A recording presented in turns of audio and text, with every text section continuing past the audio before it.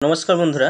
তো বন্ধুরা, আপনারা জানেন যে এমপ্লয়ি ব্যাংকে নতুন যে লিস্টটা বের হয়েছে, আপনাদের যে সমস্ত ব্যক্তিদের নাম রয়েছে যুবশ্রীতে, এবারে যে নতুন লিস্টটা বের হয়েছে এখানে দেখতে পাচ্ছেন view Yuvashree new waiting list. অর্থাৎ এখানে ওয়েটিং লিস্টে এই কারণে বলা হয়েছে আপনার NX2 এবং NX1 আপনারা যখন সাবমিট করবেন তবে আপনাদের ফাইনাল কিন্তু লিস্ট আবার বের হবে। ফাইনাল লিস্ট বের হলে আপনাকে যুবশ্রীতে 1500 টাকা করে ভাতা কিন্তু প্রত্যেক মাসে কিন্তু পেয়ে যাবেন। কিন্তু এখানে আপনাদের একটা প্রশ্নে ডাউট রয়েছে যে আপনার অনেকে তো যুবশ্রীতে নাম নথিভুক্ত রয়েছে, অর্থাৎ এমপ্লয়ি ব্যাংকে নাম নথিভুক্ত রয়েছে, কিন্তু আপনাদের অনেকের নাম আসেনি। তো আপনারা হয়তো বলছেন যে আপনাদের ডেট রয়েছে এবং ডেট আপনার 2013-তে অনেকে করেছেন, কিন্তু তার সত্ত্বেও আপনার নাম কেন এলো না। এবং এই যে view Yuvashree new waiting list যে বের হয়েছে, এটা কত তারিখ পর্যন্ত দেওয়া রয়েছে, তো সেটা সম্পূর্ণ কিন্তু ওই ভিডিওর মাধ্যমে আপনাদের স্টেপ বাই স্টেপ আপনাদের দেখাবো। অবশ্যই আপনারা প্রমাণস্বরূপ আপনারা দেখে নেবেন যে আপনাদের কত তারিখ পর্যন্ত আপনারা থাকলে আপনারা এই যুবশ্রী লিস্টে কিন্তু আপনার নাম নথিভুক্ত হতে পারে বা আপনার নাম উঠতে পারে। যদি আপনার নাম উঠে থাকে তাহলে কিন্তু আপনারা প্রত্যেক মাসে একটা করে ভাতা পাবেন 1500 টাকা করে। তো চলুন কিভাবে দেখবেন সেটা সম্পূর্ণ দেখে নেব এই ভিডিওর মাধ্যমে। তবে আপনাদের মধ্যে একটা ক্লিয়ারলি আপনারা কিন্তু জানতে পারবেন যে কত তারিখ পর্যন্ত এই যুবশ্রী নিউ লিস্ট কিন্তু বের হয়েছে। আপনারা জানেন 2013 সাল পর্যন্ত চলছে, কিন্তু কোন মাসে কোন তারিখ পর্যন্ত এই লিস্টটা বের হলো তার সম্পূর্ণ কিন্তু এই ভিডিওর মাধ্যমে জানবো। তো অবশ্যই কিন্তু আপনারা কি করবেন, ফার্স্টে আপনাদের এই সাইডে আপনারা চলে আসবেন। অর্থাৎ দেখতে পাচ্ছেন এমপ্লয়ি ব্যাংক এই যে সাইডটা রয়েছে, সেই সাইডে সরাসরি যখন আসবেন, আসার পর আপনারা দেখবেন যে এরকম সাইট কিন্তু আপনারা পেয়ে যাবেন। তো তার মধ্যে এখানে যে view Yuvashree new waiting list যে অপশন রয়েছে, এই জায়গায় আপনাদের একবার ক্লিক করতে হবে।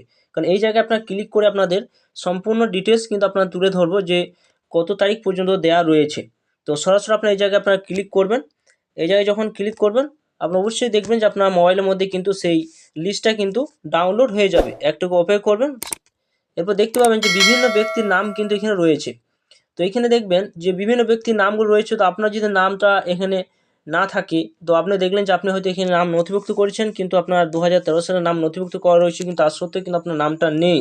তো এখানে দেখতে পাবেন যে এই যে নামগুলো বের হয়েছে, নিউ যে লিস্ট বের হয়েছে, তো এই লিস্টটা কত তারিখ পর্যন্ত দেওয়া রয়েছে, এটা কত তারিখ পর্যন্ত করেছিল, এবং সেই ডেটের মধ্যে যদি আপনার থাকে আপনার অবশ্যই কিন্তু নাম এখানে থাকতে পারে। তো আপনারা সম্পূর্ণ কিন্তু এই ভিডিওর মধ্যে জানতে পারবেন যে এরা কত তারিখ পর্যন্ত করেছে। তো সম্পূর্ণ সেটা জানতে গেলে আপনারা কী করবেন, সরাসরি দেখুন এখানে যে কোনো একজনকার ব্যক্তির নাম, যে কোনো একজনকার কিন্তু এখানে যে এনরোলমেন্ট যে নাম্বারটা রয়েছে সেই নাম্বারটা কিন্তু এখানে আমি কপি করে নিয়ে নেব। এখানে কিন্তু পরপর দুজনকার কিন্তু এনরোলমেন্ট নাম্বার কিন্তু আমি পরপর কিন্তু নিয়ে নিচ্ছি এখানে। এরপর পরপর কিন্তু সবারই এইভাবে আপনি নিয়ে নিতে পারেন। আর আপনার যদি আপনার নিজের ক্লিয়ার ডাউটটা কাটাবার জন্য, অর্থাৎ আপনি যে করেছেন তো আপনি কেন পাচ্ছেন না, এনার কেন পাচ্ছে, এরা কোন ডেটে করেছিল, তো এইভাবে যখন আপনারা নিয়ে নেবেন যে কোনো এনরোলমেন্ট নাম্বার আপনারা নিয়ে নেবেন, নিয়ে নেওয়ার পর সরাসরি কিন্তু আবার আপনারা সেই এমপ্লয়ি ব্যাংকের সাইডে কিন্তু আপনারা আবার চলে যাবেন। তো সরাসরি যখন আবার এই সাইডে আপনারা চলে আসবেন, এই সাইডে আসার পর সম্পূর্ণ কিন্তু বন্ধুরা ভিডিও সম্পূর্ণ দেখবেন, তাছাড়া আপনারা কিন্তু বুঝতে পারবেন না যে কোন তারিখ পর্যন্ত এই লিস্টটা কিন্তু দেওয়া রয়েছে।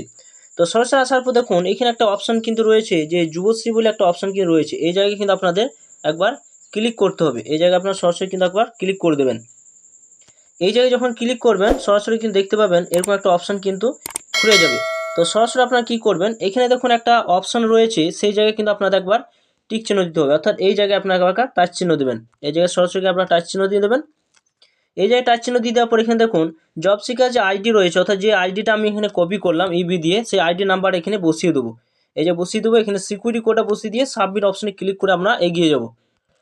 এরপর আপনারা যখন সাবমিট করবেন সরাসরি কিন্তু এখানে দেখতে পাবেন যে ওনার যে নতুন যে লিস্টে নাম উঠেছে ওনার, তো সরাসরি কিন্তু এরকম একটা অপশন কিন্তু উনি পেয়ে যাবেন, বা ওনার নাম আপনার নাম দেখবেন এরকম দেখতে অপশনটা রয়েছে, অর্থাৎ ওয়েটিং লিস্টে কিন্তু ওনার নাম রয়েছে NX1। অনলাইনে কিন্তু সাবমিট করতে বলা হয়েছে 11/6/2024 থেকে 7/7/2024-এর মধ্যে।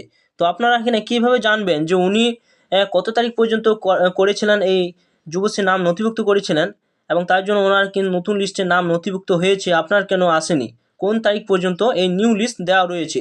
তো সরাসরি আপনি কী করবেন, এখানে দেখুন ডাউনলোড যে একটা অপশন রয়েছে, এই ডাউনলোড অপশনের কাছে আপনারা একবার ক্লিক করবেন। তো বন্ধুরা এখানে দেখুন যে অপশানটা দেওয়া রয়েছে যে ওনার কিন্তু উনি অ্যাপ্লিকেশন করেছিল কখন না, অ্যাপ্লিকেশন করেছিলেন উনি 21/3/2013-তে।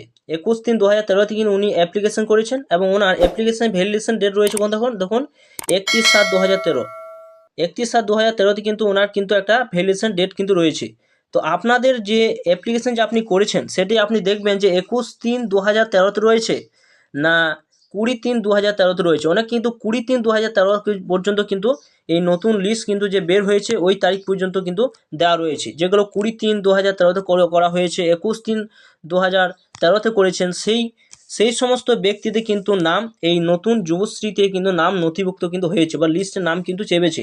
তো আপনারা কিন্তু অবশ্যই দেখবেন, তো আপনারা অবশ্যই ক্লিয়ারলি আপনারা জানতে পারলেন যে দেখুন যে 21/3/2013 পর্যন্ত কিন্তু এর নতুন লিস্ট কিন্তু প্রকাশিত হয়েছে এবং অনেকে দেখবেন 20/3/2013 পর্যন্ত নাম প্রকাশিত হয়েছে। দেখুন এটা 21 দেওয়া রয়েছে। আর একটা যেটা আমি কপি করলাম, দ্বিতীয় যে ব্যক্তির এনরোলমেন্ট নাম্বারটা নিয়েছি সেটি যে চেক করে দেখি সেটা কি রয়েছে, কোন ডেট পর্যন্ত ওনার অ্যাপ্লিকেশন করা হয়েছিল এবং ওনার যে নাম নথিভুক্ত রয়েছে সেটা কিন্তু জানবো। যখন চলুন তাহলে এটা দেখুন 21 রয়েছে, সেটা কোন ডেট রয়েছে সেটা দেখে নিই এই ভিডিওর মাধ্যমে।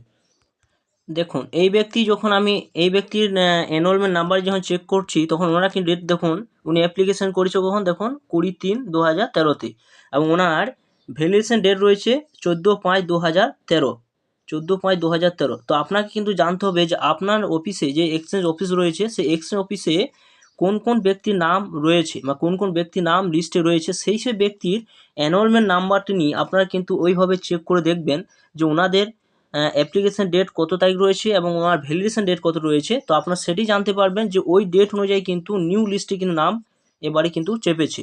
তো 20/3 থেকে 21/3/2013 যে সমস্ত ব্যক্তিদের নাম কিন্তু অ্যাপ্লিকেশন করেছিলেন সেই সমস্ত ব্যক্তির নাম কিন্তু ওই নিউ লিস্টে কিন্তু প্রকাশিত হয়েছে। তো অবশ্যই কিন্তু দেখবেন আপনার ডিস্ট্রিক্টে আপনার যে ব্যক্তির নাম উঠেছে সেই সমস্ত ব্যক্তিদের এনরোলমেন্ট নাম্বারটা নিয়ে আপনারা চেক করে অবশ্যই দেখবেন এবং আপনারা সেই অনুযায়ী যদি আপনার ডেট থাকে তো অবশ্যই কিন্তু আপনারা এক্সচেঞ্জ অফিসে গিয়ে যোগাযোগ করতে পারেন। তো থ্যাংক ইউ বন্ধুরা, সকলে ভালো থাকবেন এবং ভিডিও অবশ্যই বন্ধুদের শেয়ার করবেন এবং চ্যানেল যদি নতুন হয়ে থাকেন চ্যানেলটা অবশ্যই সাবস্ক্রাইব করে রাখুন, পাশে থাকা বেল আইকনটি অবশ্যই আপনারা প্রেস করে রাখবেন।